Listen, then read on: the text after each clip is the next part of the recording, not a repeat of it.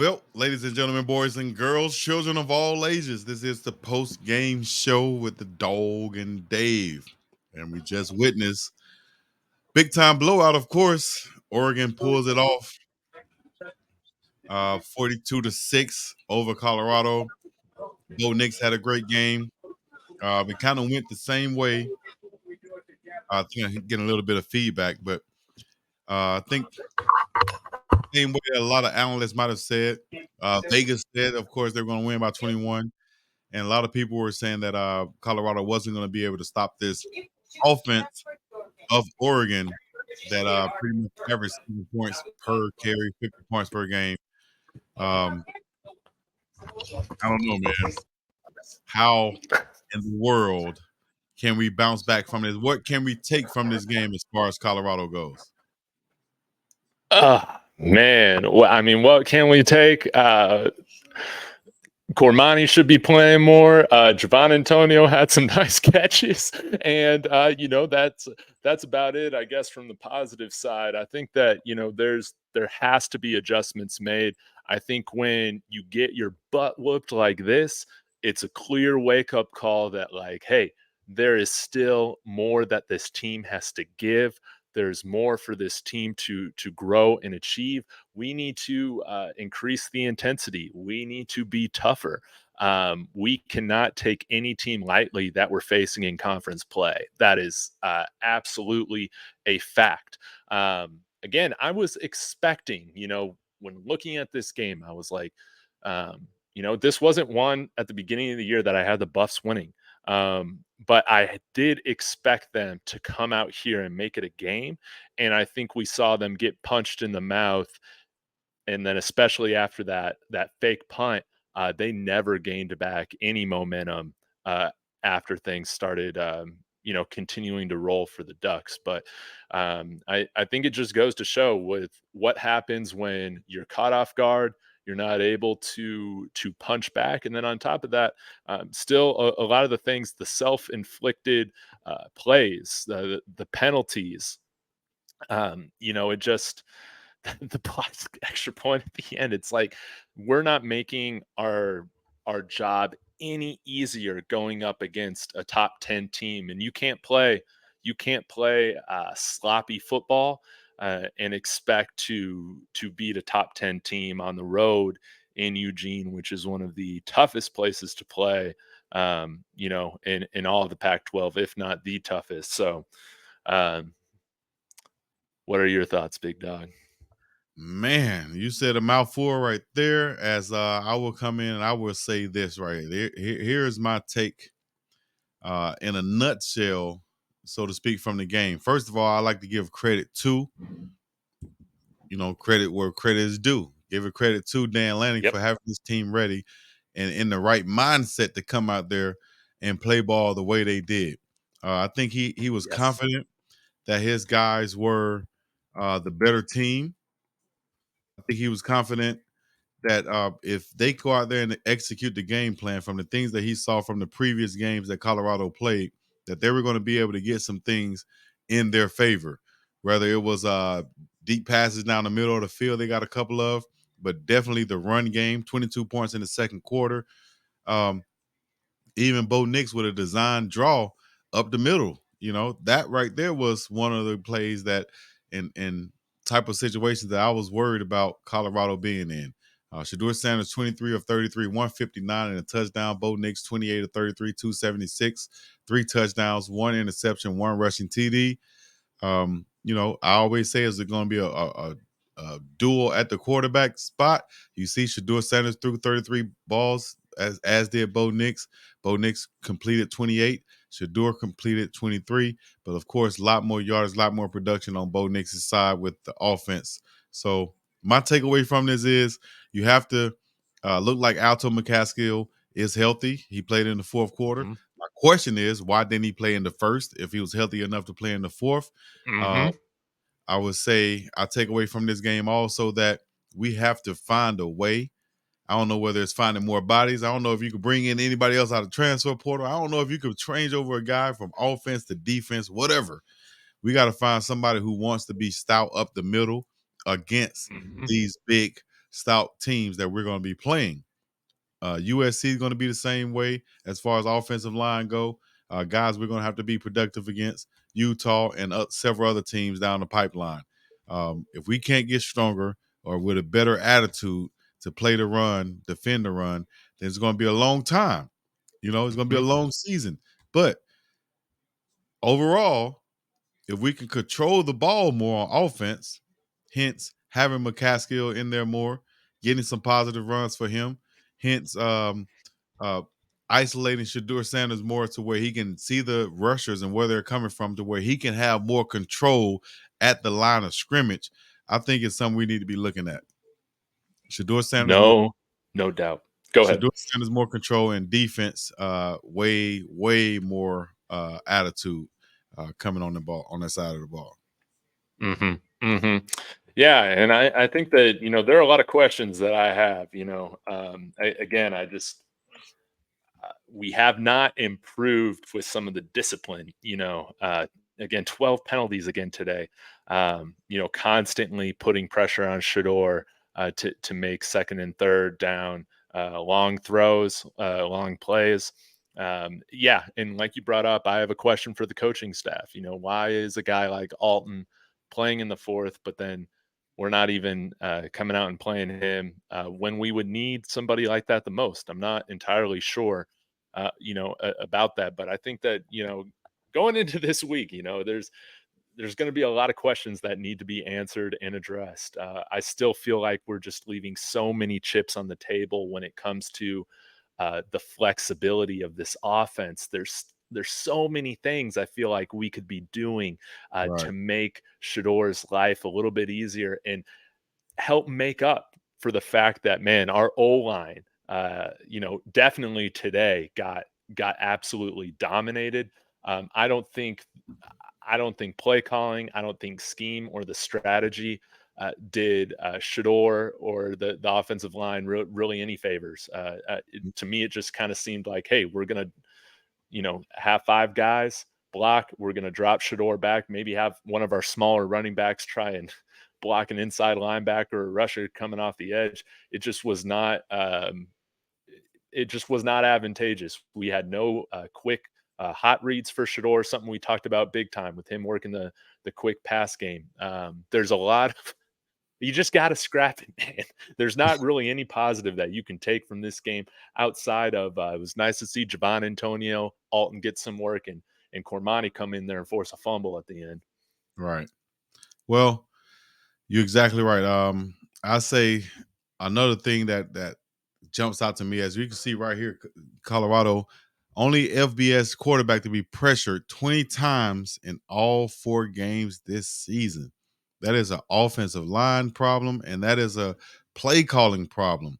Or and some might say it's a quarterback holding the ball too long problem. But if we see right here, he has no chance to get rid of some of these um, balls Right. right here to be able to throw. He's getting hit by multiple guys. Um, come on. 4 takeaways, 6 takeaways this season, one offensive turnover. That's Oregon. And I think just, all week long, the coaching has to know, especially going into next week. Hey man, we got a problem on the offensive line as far as being able to um, keep these guys off of our quarterback. We can't continue to have this. We got to run the ball more, and we have to throw way quicker passes. And those quick passes doesn't necessarily mean they have to be these sideline throws, screen passes. You can throw quick passes down the field. You can attack the Mm-hmm. defense quickly on option routes on the middle of the field. I really thought this offense would be more of that, to where Jimmy Horn Jr., Travis Hunter, inside guys will have more options against these linebackers and safeties and third corners. As you see the highlights here from Bo Nix, a lot of these throws are quick passes to where the defense has no chance to get rid of. 1-2, bam, ball is out. 1-2, bam, ball is out for Bo Nix. Different type of play calling, and you see the results coming from Bo Nix with that type of play calling by the offensive coordinator. Mm-hmm. Mm-hmm. Yeah. I and again, credit to Bo Nix. I mean, our plan coming in needed to be making him, take those, uh, those chances or taking those risks and, turning the ball over. He had one of those throws, but outside of that, he took what the defense was giving him, and he marched that offense right down the field, countless numbers of times, to score lots of fourth down conversions, third down conversions. He played poised football, clean football, and yeah, I think he's continuing the run that he's been on to start the season. They took care of business here, and yeah. Well, much love, much respect to that guy, Bo Nix. I definitely trashed him earlier before the game. I called him trash, of course. I tried to call him everything in the world to hopefully get our defense up and get him rattled, but it did not work as the Bo Nix of Oregon, not the Bo Nix of Auburn, showed up tonight once again. Great play calling, great job by Dan Lanning. Like I said, I love the way he got his team up. No matter what the words he said what he had to say to get his team up and ready to go. And that's what they were ready to do, man. Get up and get ready to go. Play a team. Even though you call them whatever you call them, Cinderella, whatever it is, you had to get the guys up and ready to go. And that's what they were ready, came out here ready to do. Play ball and get a huge win while the whole world is watching over Shedeur Sanders, Coach Prime, in a convincing fashion at home in Eugene, Oregon. Um, so, hey man, more power to them. I'm sure they're going to go have a big glass of drink tonight, whatever that might be.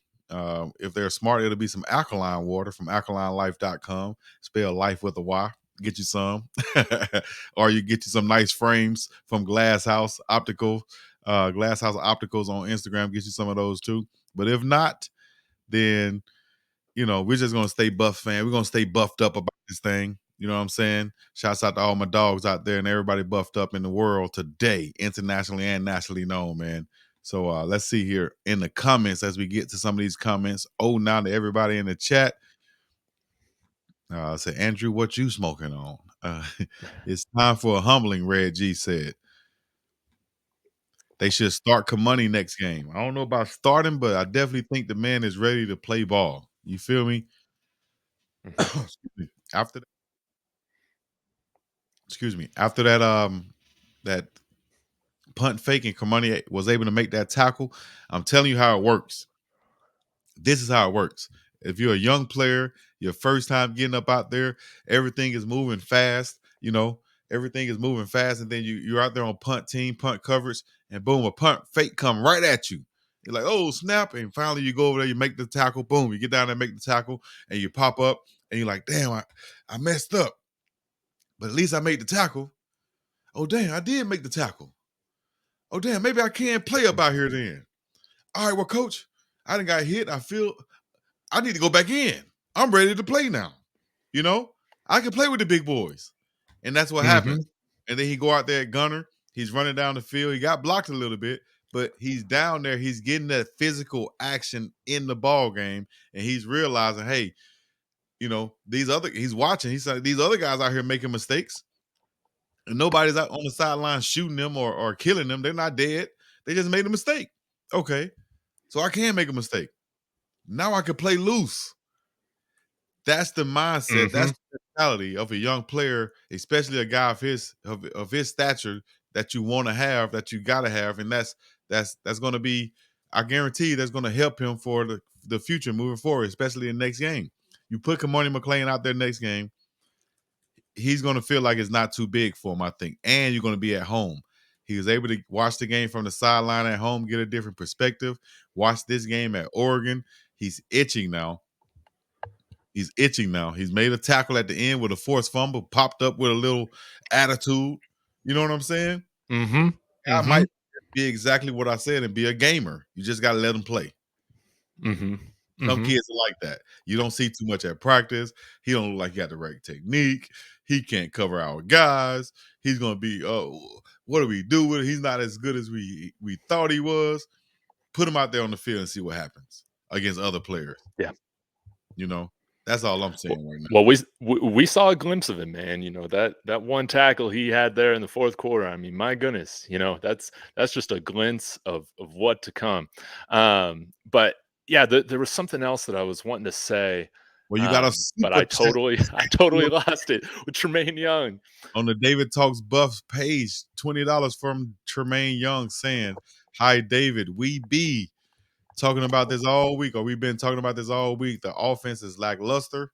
No tall sweeps, no motions, no changing the offensive sets, no reverses, no trick plays, no jet sweeps, nothing to create confusion. Explain." Yeah, and this was what I wanted to hit on, Tremaine. Also, thank you so much for supporting the channel. It really means a lot. But yeah, we didn't do Shedeur any favors with creating a run game. There was no emphasis on that coming out in the first quarter. It was, we're gonna we're gonna throw the ball again. If I it, I don't know the answer of why that hasn't been used more. You would try to get in a rhythm, establishing a run there at the beginning of the game, because if that can happen, that's going to give you, uh, you know, a higher chance to win further down the line. But goodness, no two back sets with Alton and Dillon. That was something that I was really looking forward to. Even just running Alton, like we touched on earlier, even if the line is not great, he's a guy that falls forward to get those extra yards, and has some great vision, having more game experience than right now Dylan Edwards does. Stronger runner. But yeah, I've been confused and puzzled why there hasn't been more motion, why there hasn't been just a little bit more emphasis pushing the defense outside of some bubble screens that then run inside. Not entirely sure. Again, I am just a keyboard a keyboard coach.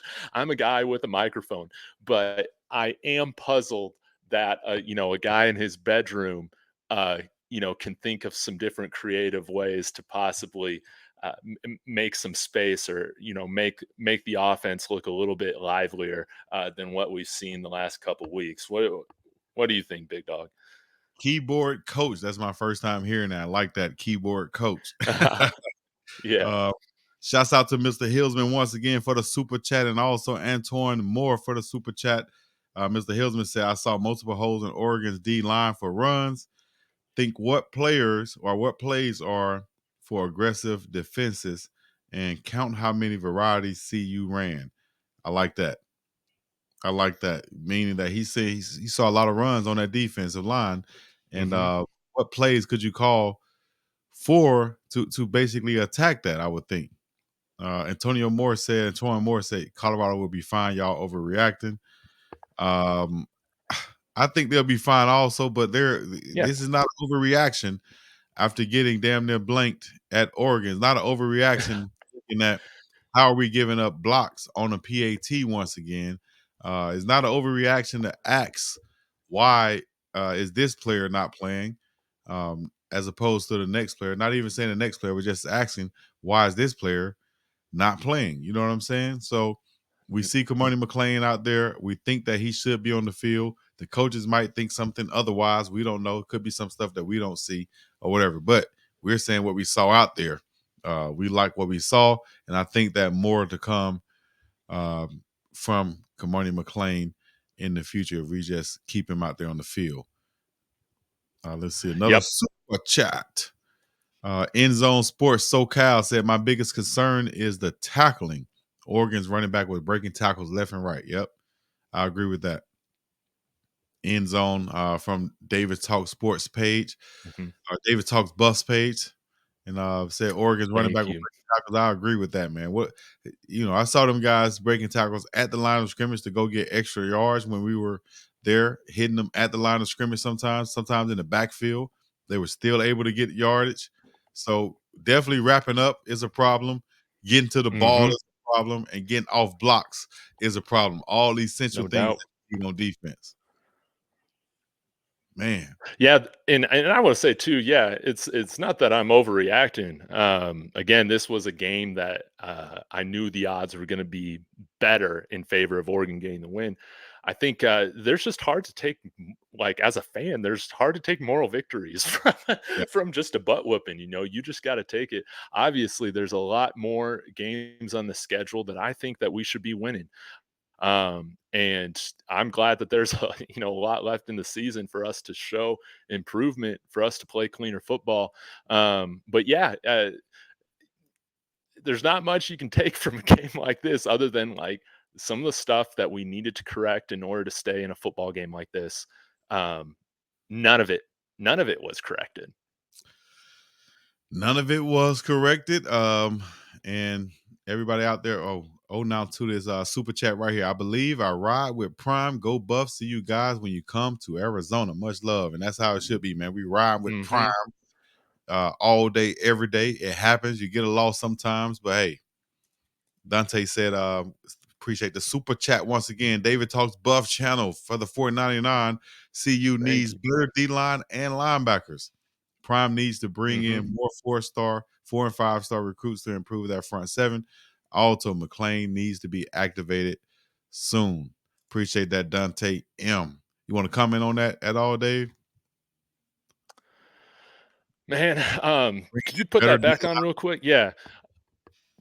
Yeah, we need a better D line, of course. Our linebackers, again, we've seen you're just not wrapping up certain tackles. You know, I think we got some of the speed there at linebacker, but we just need to do a better job of having sound tackling. We are going to bring in a whole bunch more Louis this recruiting class, no doubt.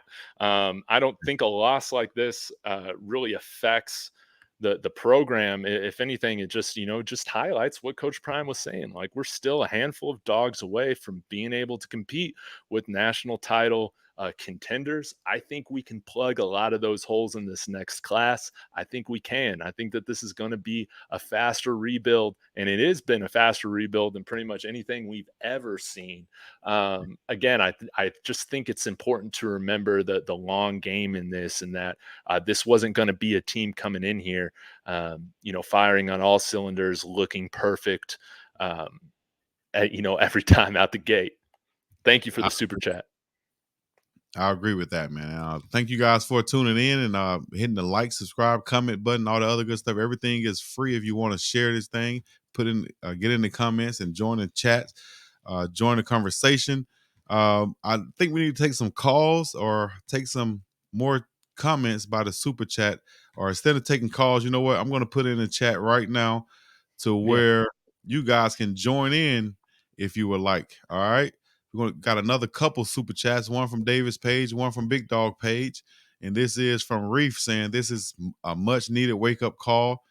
People got relaxed with 3-0 start. Trenches will either get better or get replaced next year via the portal. I agree, definitely. You feel me? Hmm. Shouts Yeah. out to Reef. We appreciate that, Reef. What'd you say, Dave? Mhm. I think the Oh, trenches I will was just definitely. gonna say, yeah, I think that you're gonna see us bring in a lot more beef up on the line this portal. Absolutely, that has to be the top, priority in the portal this year. That's for sure. For sure. ESPN Pinky. What's up, fam? But for the $5, saying Colorado has a uphill battle.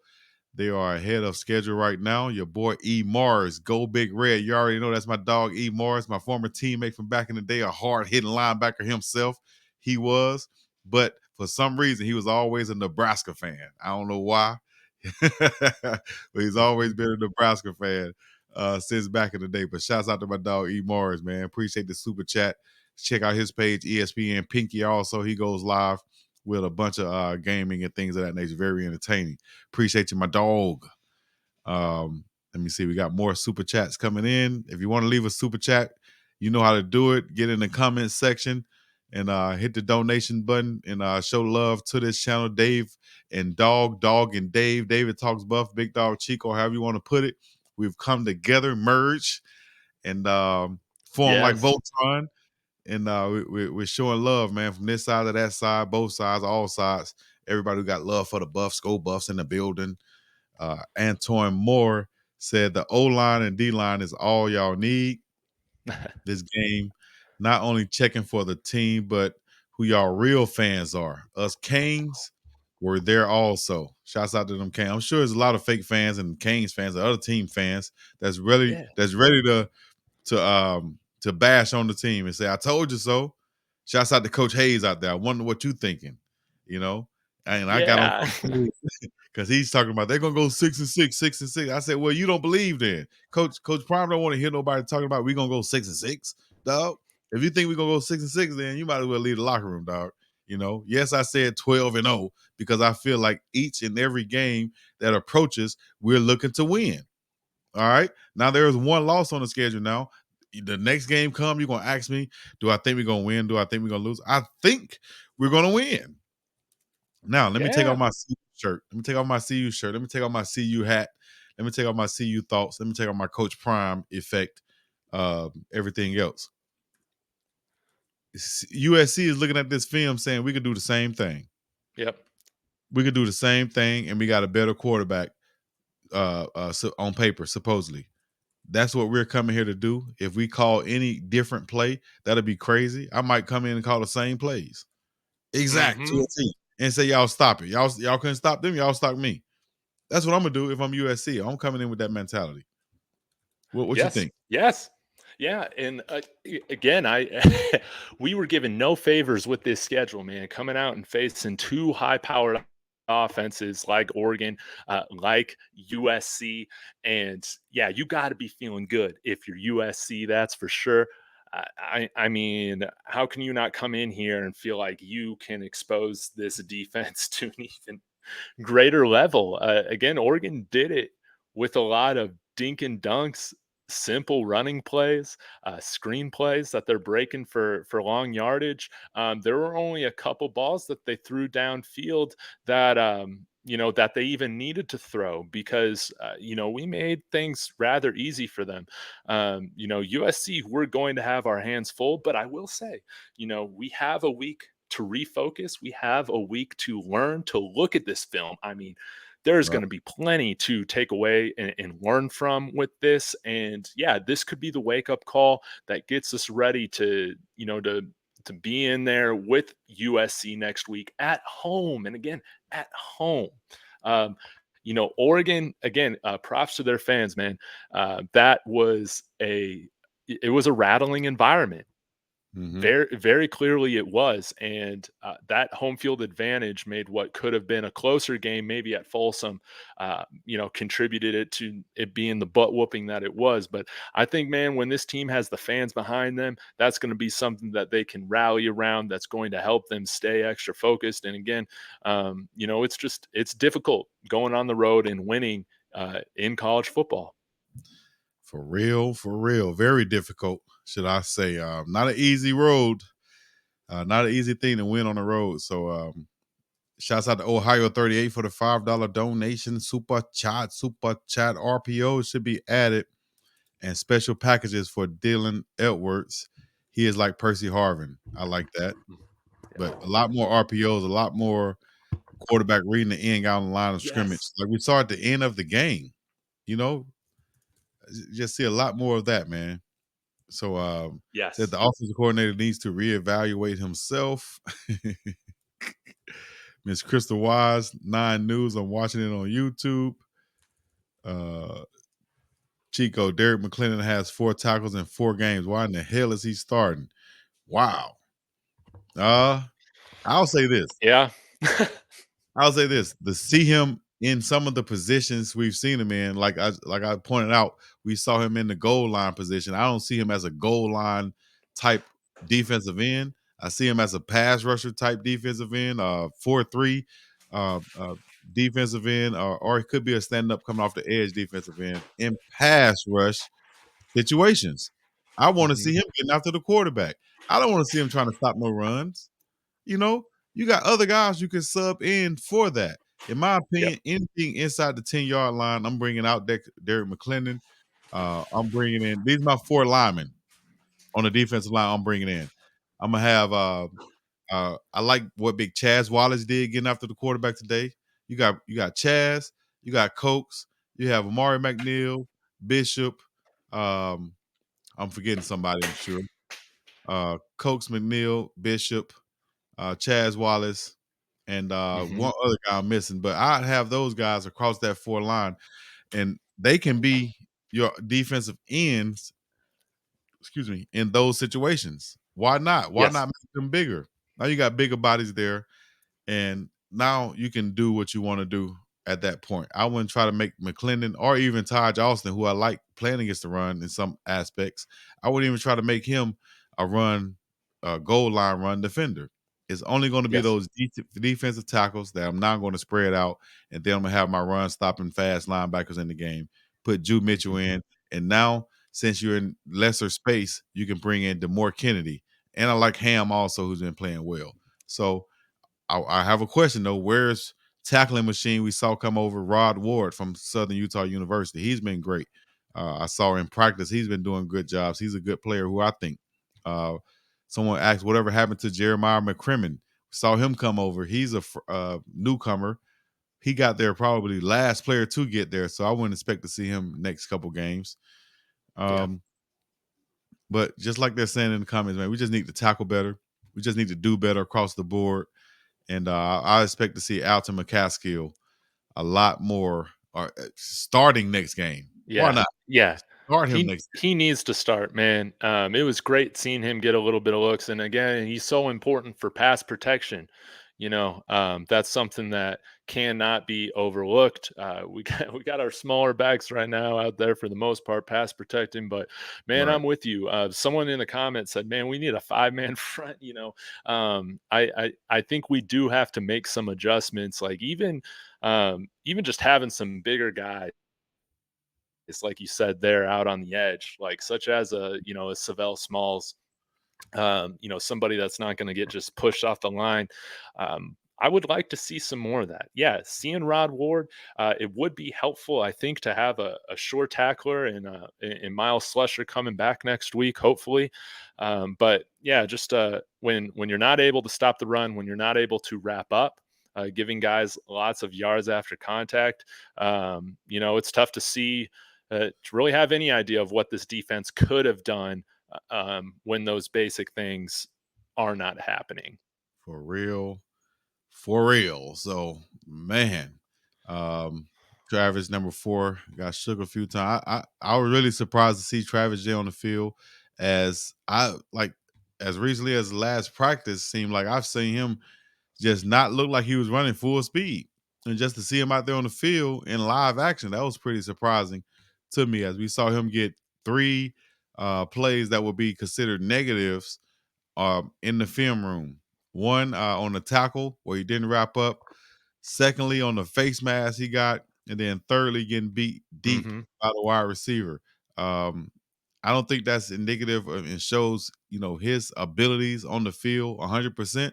As like I said, I think he's still nursing that injury, trying to come back to full speed, and then just get into the flow of a fast-paced game like that, high-power game, and just to get thrown out Hmm. there.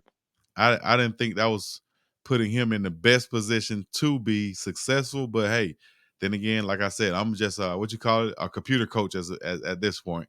You know what I'm saying? Yeah, yeah, keyboard coach. That's Keyboard what I coaching, specialize in.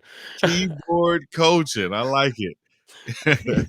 So we're just keyboard coaching right now, but we would love to see some of these other guys on the field. But I'll tell you what, big dog. Man, I'm pretty sure our keyboard coaching man could get us blocking those PATs, man. Now, that's the last thing we'll touch on before we get up out of here, man. The PATs. I don't know the exact number, but I've seen myself 2 blocked in the spring.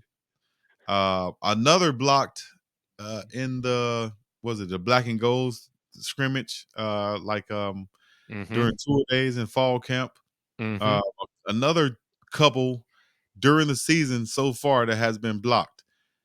Now that must get addressed. I think probably even before like some defensive stuff because some defensive stuff won't be fixed because we just don't I don't think we just have the right personnel in some cases to fix some of Yeah. these things. But for point after attempt for a field goal, and we can't block that 100% of the time flawlessly, just like any other team you'll see in America, dog. Yeah.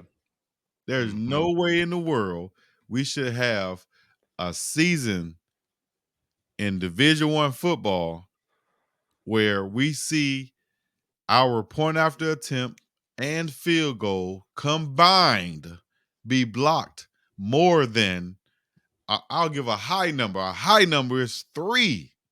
Yeah.